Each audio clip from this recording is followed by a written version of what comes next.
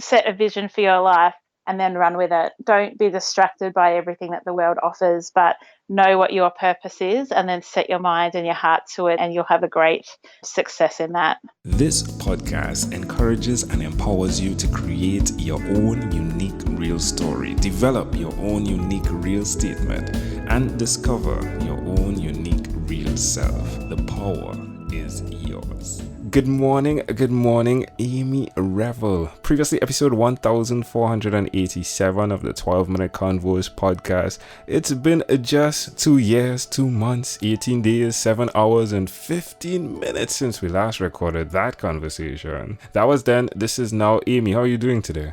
Hi, fantastic, Angel. Very good.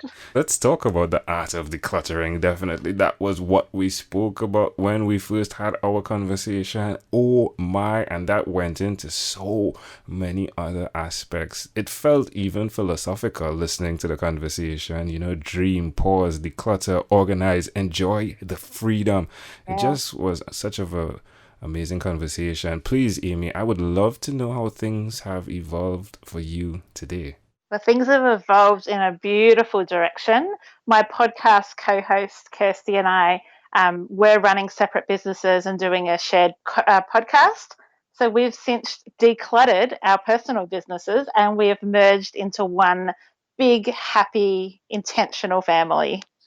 So it's been a really great last 6 months, and we're just loving Angel being in homes and seeing our clients really transform the way that they live to get freedom from the clutter that's often holding them back. I know having conversations with so many people carry a weight where, you know, there's an emotional experience you have. When you're working with clients, is there a similar scenario when you're moving all of the stuff out of their places and even helping them organize? Does it carry that type of emotional, just a weight that goes with it? Absolutely. In fact, we often say that it's never about the stuff. So when we work with people, we're actually more declutter coaches than we are organisers, because we're talking to people about how they got to a place where they felt overwhelmed with clutter. What decisions have they made? What mindsets do they have? What conversations are they having in their own heads that leads to clutter?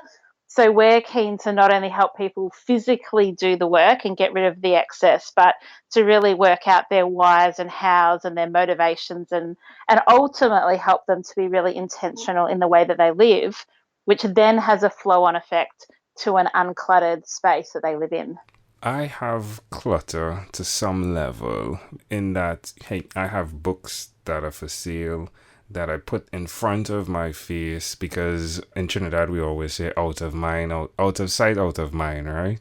Yep. Now, is there positive clutter, if you would, or is that positive use of space? Is it a good thing or not a good thing?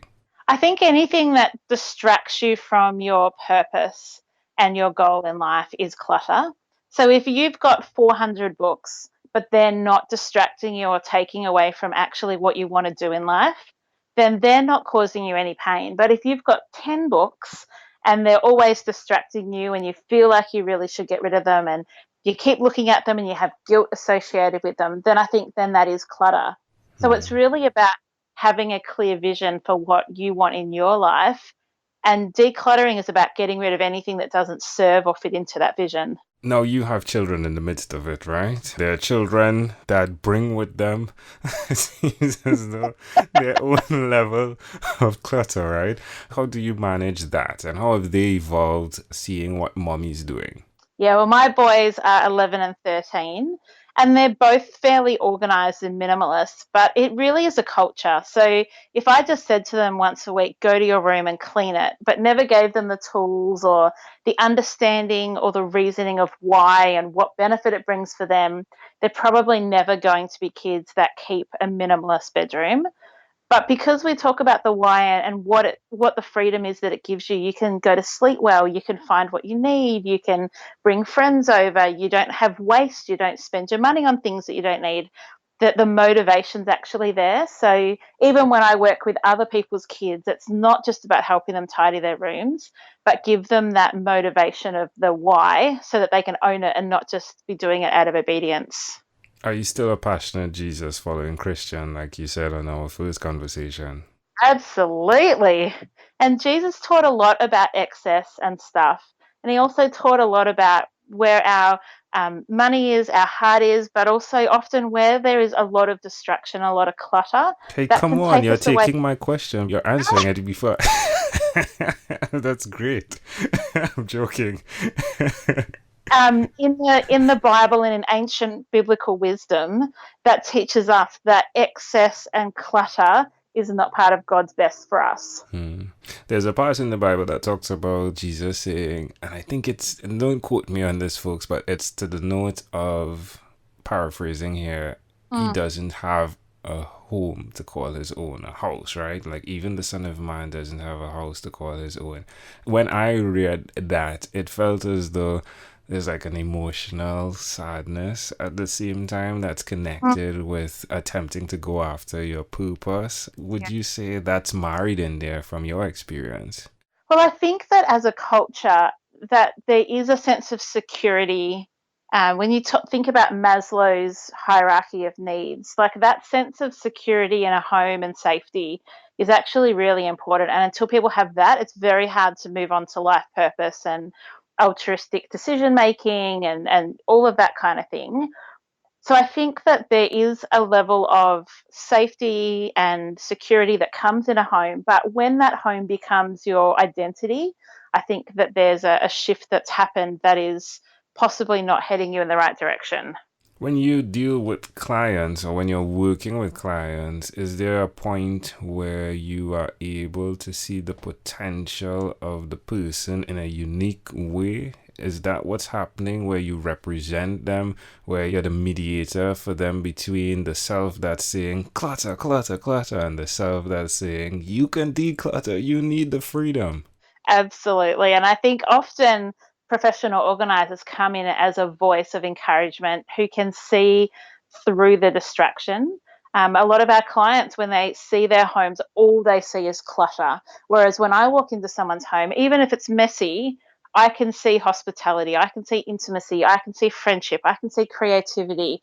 And it's about helping them see and be remembered of all the good things that they will get back access to after they've cleared some of that clutter out. Let's talk about that voice. There's so many voices, right? Even the voices that get you to that place, right? The voice of the TV, the ads, it just keeps going. How do you ensure that you're discerning the right voice to listen to within Amy Revell? Yeah. Well, I think it's a good question and one that it's important to keep coming back to because it only takes a little bit of diversion to miss the mark. But for me, it really is trying to discern God's voice and what my role is in any situation. I don't always get it right, but that is my heart to be able to speak truth with love to all my clients. In the midst of everything, there's a conversation that some of us run from, right? I think it is in the back shelf of many people's mind, and for some, it's in the forefront. The conversation that is of the possibility of dying today or tomorrow.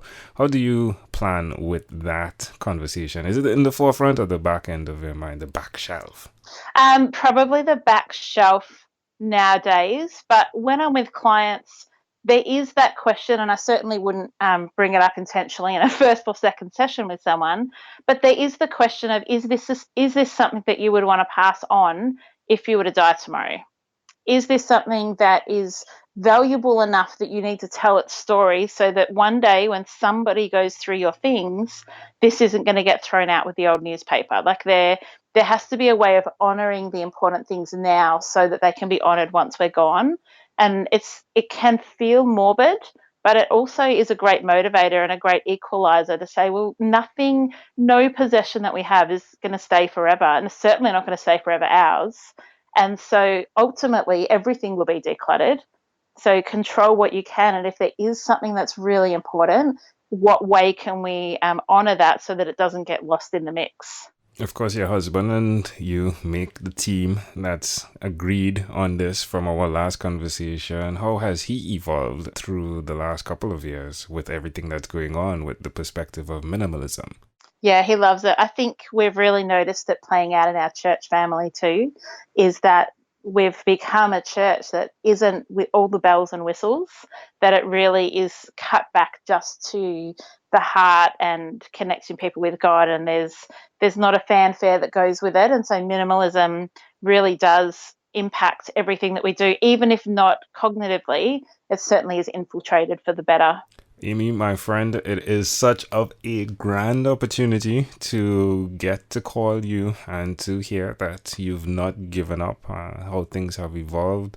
More so with many of my guests, I'm pointing out that you've learned something and you've decided that you will share it. And that's a choice. That's a voice you listen to, and you didn't have to. So I do thank you for your service to humanity in that aspect. In closing, is there anything else you'd like to share with our amazing audience? I think just set a vision for your life and then run with it. Don't be distracted by everything that the world offers, but know what your purpose is and then set your mind and your heart to it, and you'll have a great success in that. Amazing audience, again, Amy Revell. You can check her out at theartofdecluttering.com.au. Amy, again, a pleasure. I treasure. Thank you for being on what is inspired by 12-Minute Convos with Angel Jones. This podcast is produced by Pod Edits. Visit podedits.com for professional podcast publishing.